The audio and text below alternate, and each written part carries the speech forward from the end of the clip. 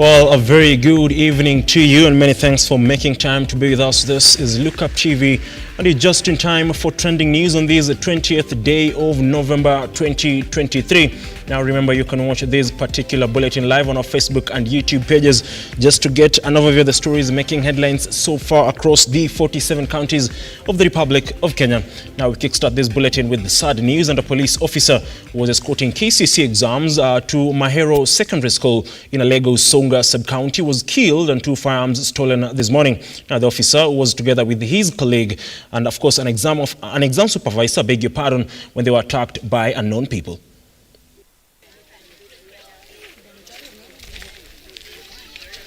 Wananchi wa sehemu hii, ningependa kuwasihi sana tushirikiane.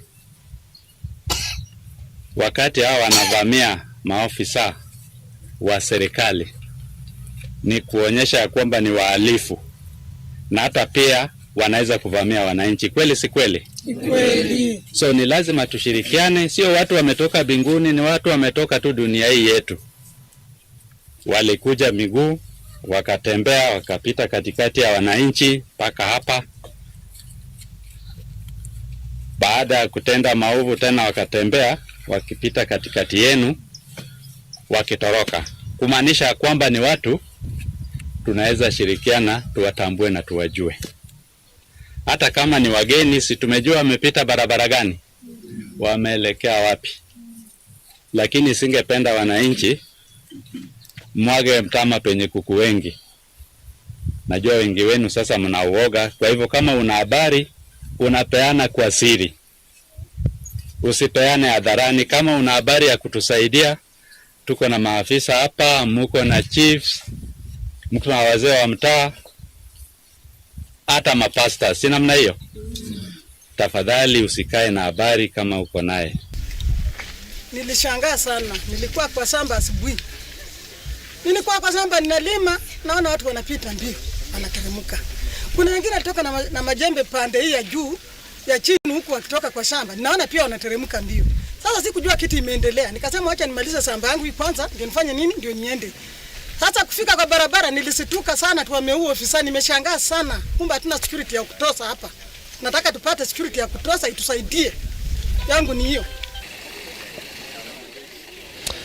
Moving forward, the Inter-Ministerial Committee on Anti-Money Laundering and Counter-Financing of Terrorism held a meeting with the Interior and National Administration Cabinet Secretary, that is Professor Kcse, to review Kenya's compliance with international anti-money laundering and counter-financing of terrorism standards and to lay strategies for upscaling the war on money laundering and terrorism.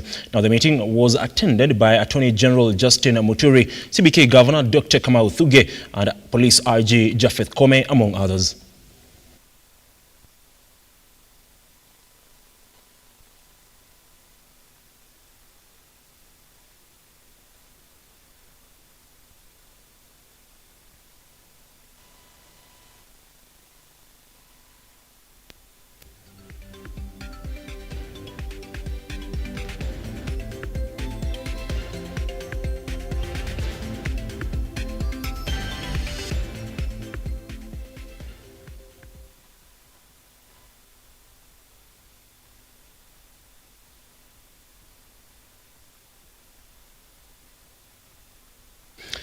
Now, the clergy in Nakuru County has censured the government's move to increase marriage registration fees and other charges for key citizen services. Now, the man of cloth said increasing the fees will encourage moral decadence, and as a majority of young people will shy away from registering their marriages in a godly way.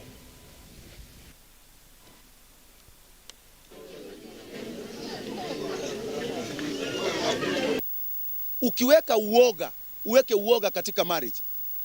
Na saizi kwa uchumi tu vijana, hata hawawani kama siku zile zitu za vizu vijana, inachukua ni shida sana kuona vijana wetu na wasichana kama zile marriages zilikuwa nafanyikana kwa makanisa 1970s, 1980s. Ukiangalia idadi imepunguka sana. Sasa mkiweka conditions kwa marriage certificate, itakuwa marriage ni blackout. Itakuwa hatari katika taifa. Na tutakuwa tunaelekezwa kwa zile mambo za marriage za contract na vitu mbaya mbaya. Zitakuja kutuadhiri. Rais wetu ni mcha Mungu, Makamu wa rais ni mche wa Mungu. Serikali ya Kenya Kwanza ilikuja na misingi kikamilifu ya watu wanaoogopa Mungu. Tafadhali tunaomba serikali nzima, mambo inayohusiana na vitambulisho vile serikali iliweka tangu mwanzo, kitambulisho tusaidiwe iwe free. Kitambulisho iwe free. Marriage hizo marriage certificates, watu wa makanisa hata mapastors na wale na mabishop na nini wata exploit your area. Tutakuwa na shida katika marriage.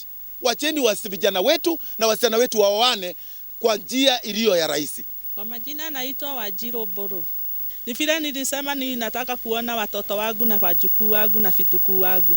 Lakini wakileta hiyo mambo ya marriage iwe iko juu, gharama iko juu ya kulipisa hiyo registration, mimi naogopa ninaona kama hatutapata hao wazao watu wale wajukuu hawatakuwa wanaoa. Sasa mimi naogopa, ningeomba serikali iwapunguzie kiasi chenye wanataka. Now to matters of politics, and a section of leaders from Nyandarua County have expressed their discomfort over the recommendation to have an additional 3 new deputy party leaders positions.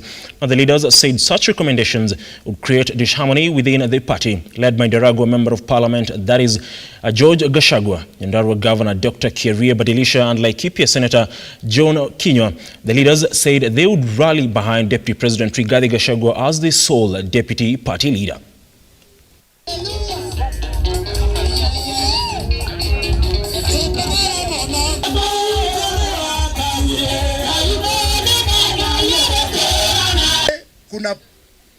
Kuna president kama mkumbwa wake na mdogo wake wa chama ni Rigathi Gachagua. Hatutaki watu wakuje waseme hata wao ni wadogo wa chama wako nyuma ya president wakiwa waine. Tunajua yule mdogo wa president ni moja tu. Hao wengine wachukue hizo vitu zingine, waachane na hiyo ya deputy party leader.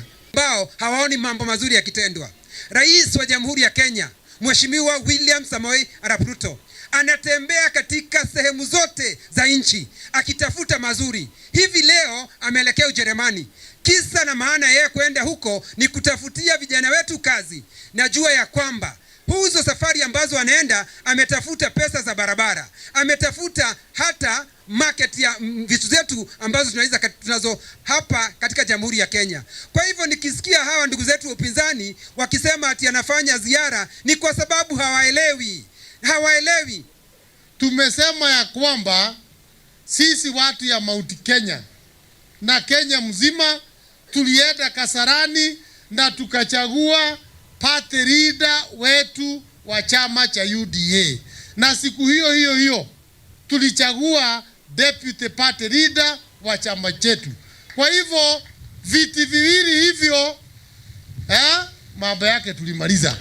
Now, the county government of Kcse is committed to fix a lack of adequate pit latrines in several households. Speaking during a sensitization meeting at Nyanturago in Ibeno Ward, the county's chief officer for health, Gladys Amenga, warned over the possibility of waterborne diseases outbreak in the county, and that the county government was working on providing households with appropriate cheap toilets within the next 3 months.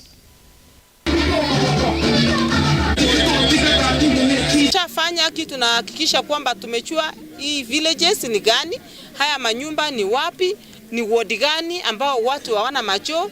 Tumeshaweka list ya hizo manyumba zote, na sasa tumechipea miezi 3 peke yake mpaka mwezi wa pili mwaka ujao. Tutahakikisha kwamba kila mji ambao ni hizi 6616 iko na macho ambao ni rahisi kutengeneza. Wataweza wakatengeneza kutumia magogo, na chini yake watapiganishia hata hicho rahisi sana na msumari, na watu wetu hatakuwa na mainzi kila mahali. Na hiyo pia itasaidia watu wetu wasikuwe na magonjwa ya kuambukiza kama kuharisha, kutabika, au kuwa na typhoid, au kuharisha damu, au kuwa na magonjwa mbalimbali ambayo yanasababishwa na uchafu wa macho. Kwa hivyo tumejipigania kabisa hapa Kcse County, na County Public Health Officer ameshaweka mikakati, na hata His Excellency the Governor ameshaweka mikakati kuhakikisha kwamba sisi wote shikana mikono na watu wake wote wa Kcse County kuanzia saa hii mpaka mwezi wa 3 mwisho. Kila mtu katika hiyo manyumba atafundishwa vile atatengeneza choo ambao ni rahisi. Sasa nawaomba kila mwenyeji hapa atengeneze choo hii ya kisasa. Hii ndiye itatusaidia. First of all, I want to take this chance to thank the county government of Kcse for the support they have given us all through since we started our project. And secondly, I also want to thank the community of Kcse and particularly Nyaribari Kcse and Nyanturago where we are. We've been here a number of times. We've been here doing a lot of interventions. Apart from sanitation, we are also doing menstrual hygiene management projects, interventions within. And I want to thank them for the uptake they are giving. Now, KTD officials are now calling on elected leaders to stop interfering with the management of the tea sector and instead focus on improving the status of tea farmers, adding that the management assures increment of monthly payment and bonuses from next year. Mimi naomba watu wa siasa badala washinde wakiita media hapa wanaongea ati habari ya kilo sijui habari ya nini, mambo hata hawaelewi. Waite leadership ya majani chai wakae chini, waambiwe mahali shida ziko. Kama hii president anasema tufanye value addition.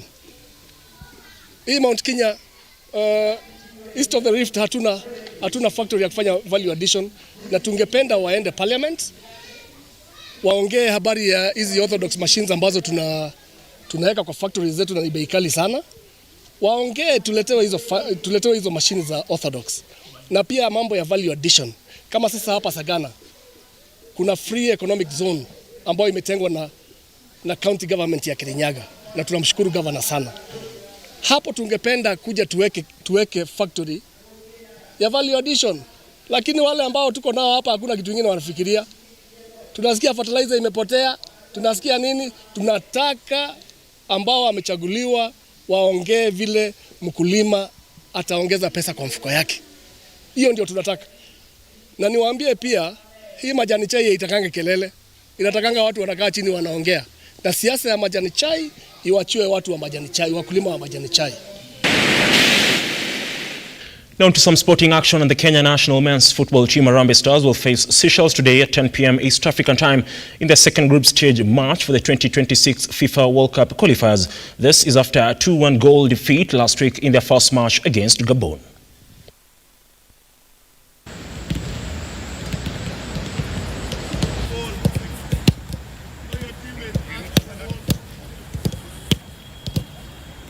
Na Seychelles na atuadharau, na pia sisi hatusemi ati sisi ni underdogs, pia hiyo hapo hivyo, but vile tutapata kwa kiwanja tutajaribu juu chini tupate 3 points. Hata kujua tutafunga ngapi, but tutajaribu juu chini tupate 3 points. Tutapambana vile tunaweza.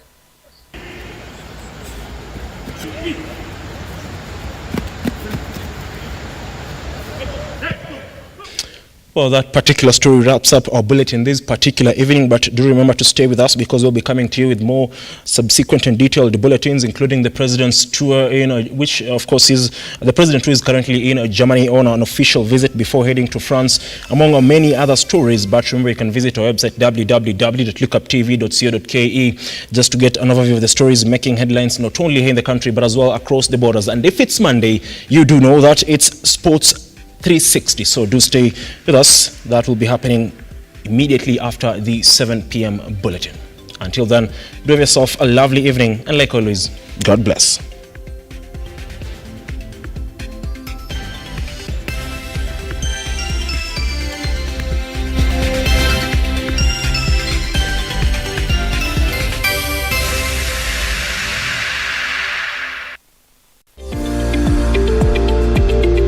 We value your feedback and welcome your complaints about our programming and operations.